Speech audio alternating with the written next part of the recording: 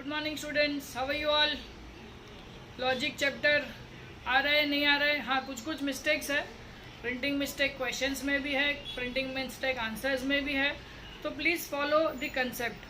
ठीक है, आप आंसर्स ये देख के कंफ्यूज मत हो जाओ कि आंसर आ नहीं रहा है या आंसर रॉन्ग आ रहा है। क्वेश्चन में किधर प्रिंटिंग मिस्टेक है, पहला एडिशन है तो ये होना ही है। आप सिर्फ कंसेप्ट समझ के चलते जाओ, कोई प्रॉब्लम नहीं है। Okay, today we are going to continue with our ninth lecture.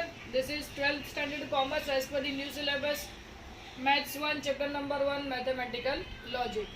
Today this is my ninth lecture of this topic. Previously go through the all eighth topic, eighth video of the chapter, and then start with this topic. Today we'll start with negation. What do you mean by negation? In last lecture we have seen the dual of the statement. In dual there are certain rules that we have to apply, that is convert n to r to n, t to c, c to t, capital T to f and capital F to t, universal quantifier to existential quantifier and existential quantifier to universal quantifier. And in dual we don't have to change in negation. negation को कुछ करना होता नहीं था, all का सम करना है, सम का ऑल करना है। लास्ट लेक्चर को एक बार रिकैप मारो। इसके अंदर नेगेशन निकालने में सबसे पहला स्टेप है नॉट अप्लाई करना है। अगर नॉट होगा अप्लाई होगा तो निकाल देना है, और अगर नहीं होगा तो अप्लाई करना है। क्लियर? नॉट होगा क्वेश्चन में तो उसको निकाल देना है, और नॉट नहीं होगा तो उसको अप्लाई करना है। और बाकी के सब rules same rule as of dual. Dual में जो किया था वही करना है। इसके लिए आपको ये दो इक्विवेलेंट स्टेटमेंट को याद रखना जरूरी है। इक्विवेलेंट स्टेटमेंट का मतलब होता है इसका ट्रूथ टेबल का लास्ट कॉलम, इसका ट्रूथ टेबल का लास्ट कॉलम इक्वल आएगा, तो ये और ये रिप्लेस हो सकते हैं। तो जब नेगेशन निकालने होगा तो इसकी जगह पे हम ये लिख देंगे, negation of P implies Q is not P or Q, and negation of P double implies Q is not P or Q and not Q or P। ये याद रखना है, ये दोनों स्टेटमेंट आपको इक्विवेलेंट स्टेटमेंट याद रखने हैं। ठीक है, ये काम आएगा अपने को। नेक्स्ट टॉपिक इसी के अंदर का एक टॉपिक है, find converse, inverse and contrapositive. Converse, inverse and contrapositive, ये जो है ये स्टेटमेंट लिखने के मेथड के नाम है। Converse of P implies Q is written as Q implies P, उल्टा converse. Inverse of P implies Q is not P implies not Q, and contrapositive of P implies Q is not Q implies not P। ये आता है कभी कभी। एक statement आपको दिया होगा इफ देन के फॉर्म में, एक स्टेटमेंट आपको दिया होगा इफ देन के फॉर्म में, और उसी का आपको कन्वर्स, इनवर्स और कॉन्ट्रापोजिटिव निकालना होगा 3 या 2 मार्क के लिए। तो याद क्या रखोगे? P implies Q का कन्वर्स कैसे आएगा? Q implies P। इनवर्स कैसे आएगा? Not P implies not Q। और कॉन्ट्रापोजिटिव कैसे आएगा? Not Q implies not। लिख लो। Question number 1, exercise 1.8, write the negation of the following statement. Apply the rule, apply the not, and all का क्या हो जाएगा? Sum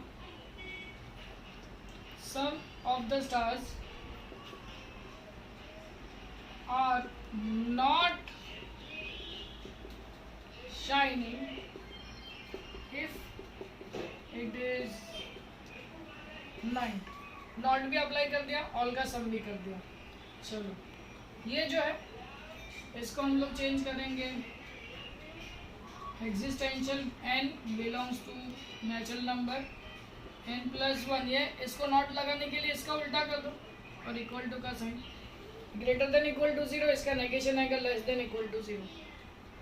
less than, greater than का लेस देन भी होता है, लेकिन ग्रेटर देन का लेस देन अपोजिट होता है। नेगेशन निकालने के लिए ग्रेटर देन का लेस देन इक्वल टू और लेस देन का ग्रेटर देन और इक्वल टू आएगा। This is the negation. हाँ, इसके रूल्स है सब। ये आ जाएगा, एग्जिस्टेंशियल का हो जाएगा, universal belongs to natural number, n square plus 2 is odd बोला है, is not odd number. Not odd number लिख सकते हो या इज इवन नंबर भी लिख सकते हो। ये लिख के इज एन इवन नंबर भी आप लिख सकते हो, कोई प्रॉब्लम नहीं है। लेकिन नॉट आना चाहिए, इसके लिए मैंने नॉट क्वेश्चन में लिखा आंसर में।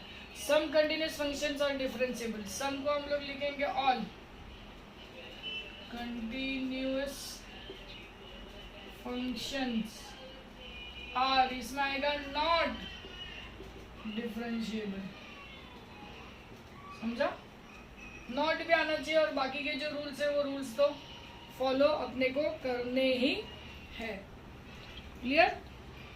देख लो एक बार आराम से, टेक योर टाइम, और कुछ डाउट है तो पूछो। So moving on to question number 2, using the rules of negation, write the negation of the following statements.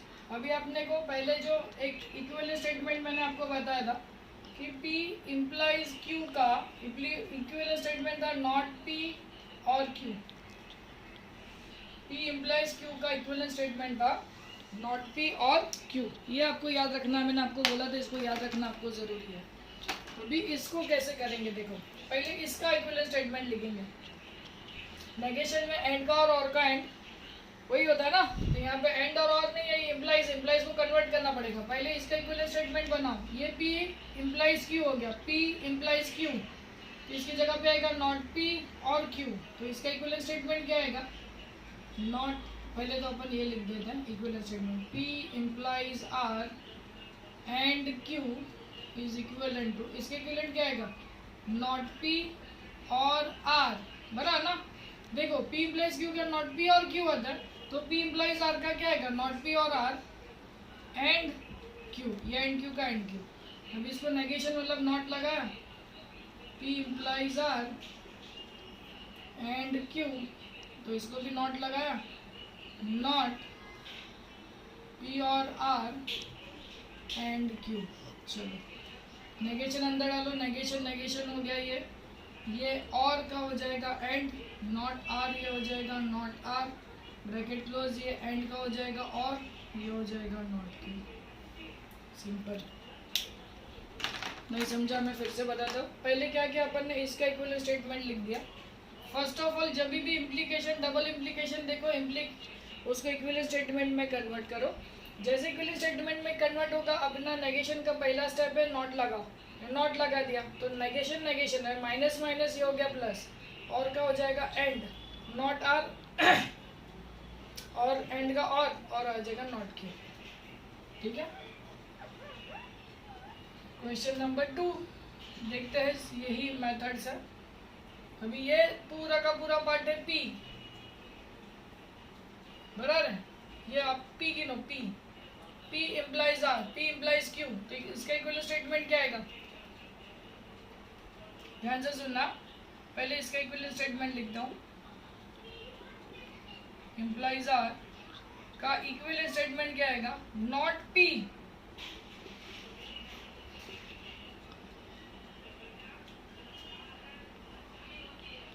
Not P और Q। समझना, ये पूरे टर्म को P काउंट करो, ये पूरे टर्म को P काउंट करो और इसको Q काउंट करो। P इम्प्लाइज Q का इक्विवेलेंट स्टेटमेंट क्या आएगा? नॉट P और Q। क्लियर हुआ? चलो, ये तो ऑलरेडी है। अभी इसका नेगेशन निकालना है। नेगेशन में क्या करना पड़ेगा? नॉट लगाना पड़ेगा। नॉट किसका? ये पूरे स्टेटमेंट का, नॉट P और Q और R। चलो, ये नॉट इसको लगेगा, नॉट और नॉट ये पॉजिटिव हो गया, ये नॉट बच जाए तो ये नॉट इधर लग जाएगा। ये देखो, ये और ये कट हुआ, ये पहले ब्रैकेट की बात कर रहा हूँ, ये और ये कट हो गया, ये बचा, तो ये क्या बचेगा? Not P and not Q। ये और का हो जाएगा एंड, ये नॉट इसको भी लगेगा, नॉट R। कंफ्यूजन कुछ भी नहीं चाहिए, कंफ्यूजन कुछ भी नहीं चाहिए। इसका अपन ने ये स्टेप है, तो ये इक्विवेलेंट स्टेटमेंट आ गया। इक्विवेलेंट स्टेटमेंट के बाद नेगेशन लगाने के लिए अप्लाई नॉट करते हैं, यहाँ पे भी अप्लाई नॉट किया था, नॉट अप्लाई किया तो नेगेशन नेगेशन हो गया पॉजिटिव। ये नॉट इधर है, ये वाले पार्ट को, ब्रैकेट को, ये नॉट इसको लगा दिया और का हो गया एंड, ये नॉट आर हो गया not.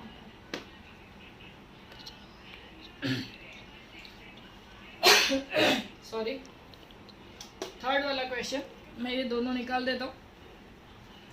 Start question number. Practice से आएगा आपको ये.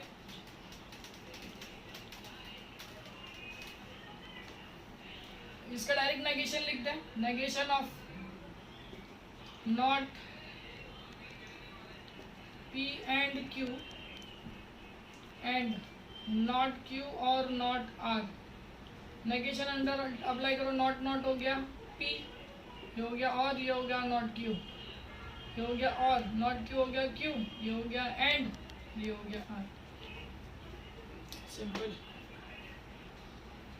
ठीक है, चलते हैं आगे क्वेश्चन नंबर 3 की तरफ. ओके, लिखते जाओ ये.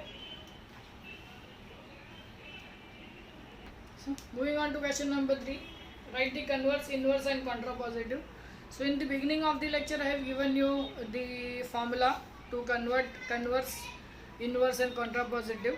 So it is applied to the P implies Q statements. So converse, inverse and contrapositive. The first question, there are two questions. I am solving the first one. If it snows, then they do not drive the car. The first part is it snows. The second part is they do not drive the car. Simple. Converse of P implies Q is Q implies P. मतलब Q पहले और ये बाद में. तो इसको और इसको उल्टा लिखने के. If they do not drive the car, then it snows. So easy. Inverse of P implies Q is not P implies not Q. ये दोनों को not लगाना है. तो if it does not snow, then इसके अंदर तो नॉट है तो नॉट निकल जाएगा. They drive the car. Clear. Not होगा तो निकल जाएगा, नॉट नहीं होगा तो लगाना पड़ेगा. And last one, contrapositive of P implies Q is not Q implies not P. मतलब इसको और इसको दोनों को नॉट लगाना है. तो पहले ये नॉट है तो नॉट निकल जाएगा. They drive the car. If they drive the car then it does not snow.